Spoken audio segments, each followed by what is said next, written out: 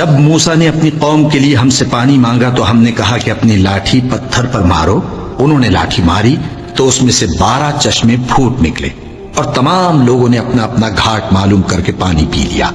ہم نے حکم دیا کہ اللہ کی عطا فرمائی ہوئی روزی کھاؤ اور پیو اور زمین میں فساد نہ کرتے پھرنا. اور جب تم نے کہا کہ موسیٰ ہم سے ایک ہی کھانے پر صبر نہیں ہو سکتا تو اپنے پروردگار سے دعا کیجئے کہ ترکاری اور ککڑی اور گیہوں اور مسور اور پیاز وغیرہ جو نباتات زمین سے اگتی ہیں ہمارے لیے پیدا کر دے.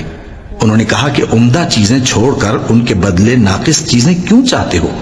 اگر یہی چیزیں مطلوب ہیں تو کسی شہر میں جا اترو، وہاں جو مانگتے ہو مل جائے گا. اور آخر کار ذلت و رسوائی اور محتاجی و بے نوائی ان سے چمٹا دی گئی اور وہ اللہ کے غضب میں گرفتار ہو گئے. یہ اس لیے کہ وہ اللہ کی آیتوں سے انکار کرتے تھے اور اس کے نبیوں کو ناحق قتل کر دیتے تھے، یعنی اس لیے کہ نافرمانی کیے جاتے اور حد سے بڑھے جاتے تھے.